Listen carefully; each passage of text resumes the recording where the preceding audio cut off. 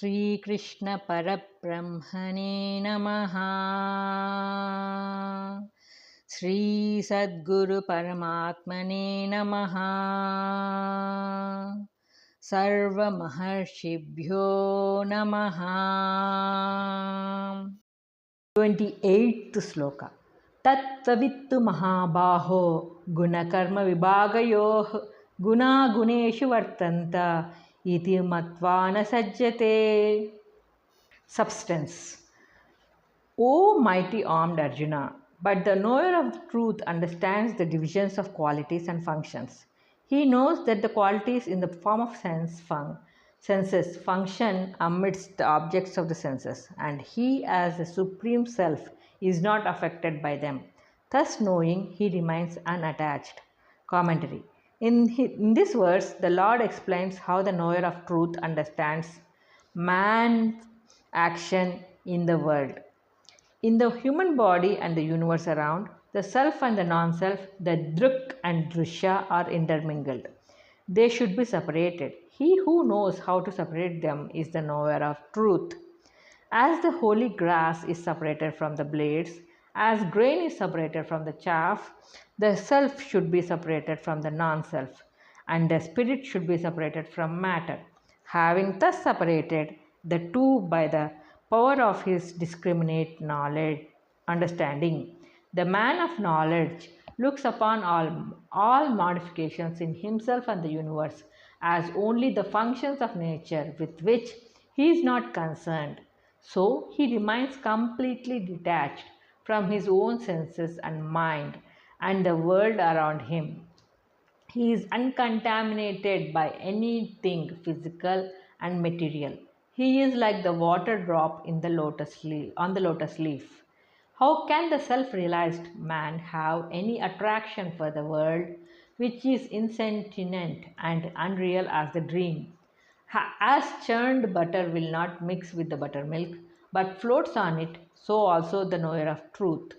Who lives in the self, he is not burdened with the tremendous weight of the objective world. He has thus no concern at all with the pleasures and pains caused and suffered by nature. Detachment from the modifications of nature is emancipation. Patanjali says the intermingling of the seed and the seen should be given up. The ignorant man who has not purified his discriminative understanding is plunged in samsara because he thinks that he is the body, that he is undergoing all the changes of the body and mind and senses, and that he is acting and reacting. So the seeker should gradually develop his contact with Atma, leaving off his former attachment for the body. Question. How does the knower of truth act?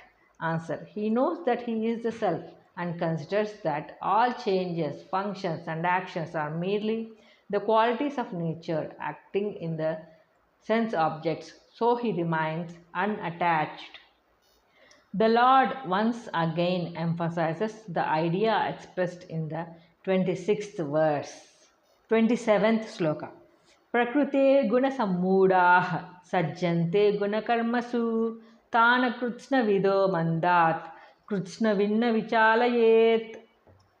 Substance. The man of knowledge should not confuse the mind of those men of imperfect understanding who, deluded by the gunas of nature, are attached to action in the material world. Commentary. In the 26th verse of this discourse, the Lord warned the man of knowledge not to confuse the mind of the ignorant by theoretical speculations, but to show the right way by acting in the right spirit. The same idea is repeated here. The ignorant who form the majority are attached to the body and consider the qualities of nature as their own. Spontaneously, they think that they are working and acting with the definite object of enjoyment of the fruits of action. Such people should not be confused by theorizing about the actionlessness of Brahman, which they cannot easily understand. So the wise man, Vidwan, Tattvavit, should show the way of by himself acting without attachment and acting always on the highest principles of righteousness. The wise have to shoulder a tremendous responsibility. His life should conform to the pattern enjoyed by the Shastras, though he is himself beyond all laws, rules, and regulations. Of imperfect understanding means those who are attached to the body, mind, and senses, and men of imperfect knowledge. Worldly wisdom, knowledge of Shastras, learning, capacity to interpret the scripture, oratorical powers, all these and more do not qualify a man to be entitled a man of knowledge if he identifies himself with them. This identity with the body should be given up and union with the self should be established. Man of perfect knowledge means perfection of knowledge consists in realizing the self, knowing which man who knows everything. The sages of yore directed their enquiring not so much to the objective world outside, but to discovering in themselves the secret of their being. They discovered the all pervading Atma and were satisfied because they realized that the whole universe is Atma and nothing else is the material and efficient cause of all that exists. They have thus become free from the delusion of the limited ego. They have become the possessors of perfect knowledge, bliss, and blessedness. This should be the aim and goal of every seeker who is eager to know the truth in the midst of thousand and one ills and shocks of mortal life. This is only way to peace. Question: what are those who are attached to action? Answer: they are dull-witted men of improper knowledge. Question: how should the enlightened man teach them? Answer: he should not confuse them by giving up action, but set a personal example of righteous action free from attachment. The Lord declares the law of knowledge. 30th sloka. Mai sarvani karmani sanyasyadatmachetasa nirashir nirmamo bhutva yuddhasva vigatajvaraha. Substance. Renouncing all actions in me with the mind fixed in self, free from hope and egoism, fight without mental agitation. Commentary. Most people's minds are filled with worldly knowledge and objective considerations. Such troubled minds cannot reflect the light of Paramatma. It is not a spiritual mind. It is the gross mind capable of apprehending only material things. The aspirant should cultivate a spiritualized mind, illumined by knowledge and devoted to the Lord. Such is the purified mind capable of apprehending the subtle reality underlying all matter.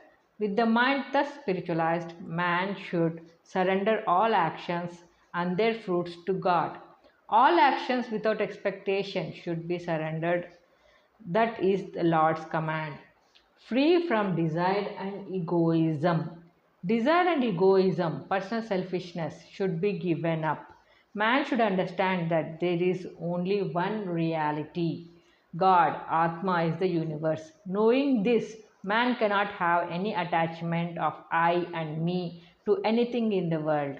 He knows that the world is only a reflection and dreamlike projection of the mind, which is subject to change, growth, and decay. Thus, freeing himself from the burden of material things, man should surrender to the Lord and carry out the duties of life in a detached manner. Since Arjuna is a Kshatriya, the Lord's injunction to him is fight. It means that every individual, according to his position in the social structure, should execute his duty prescribed by custom and tradition in a spirit of dedication to the Lord, the Supreme Being. Without passion means fight free from passion. That is again the Lord's command. The fever of life is of two kinds. One affects the body, another attacks the mind. The first could be cured by medicine, but the internal fever of the mind, being more subtle, requires spiritual cure. Every man runs to a doctor at the slightest touch of physical ill health, But is he taking the same care of mind and its fever? No. The fire and passion expressing itself in anger and hatred, which consume the internal man, can be cured and distinguished only by spiritual knowledge. To divert to God, to surrender the fruits of work to God, to give up all foolish desires, to have no feeling of I and me, mine. These are steps to be taken by the seeker. These four aspects of spiritual discipline constitute the most powerful cure for life's fitful fever. It should be understood that the Lord insists on action and surrender. The terms fight, yudhyasva, and renouncing, samnyasa, may appear apparently contrary, but it is not really so. If a woodcutter or soldier or teacher or politician should realize the truth, he should not for that reason change himself or something else in the social structure. He would still be a woodcutter or a teacher, etc., and would be performing all the duties that belong to his profession. Only he knows that it is not the same person who is doing the work. The Kshatriya continues to fight the enemy and defend his country, but he knows that he is not the same person who is doing the work. Thus, the concept of Hinduism is not a negation of action, but a proper understanding of the feeling of action, which enables the actor to act without passion, without the elation of hope or frustration of failure.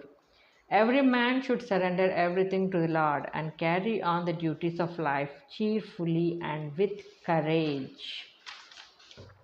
Question: what is the highest good for man? Answer: surrendering to the Lord and acting without desire is the highest good.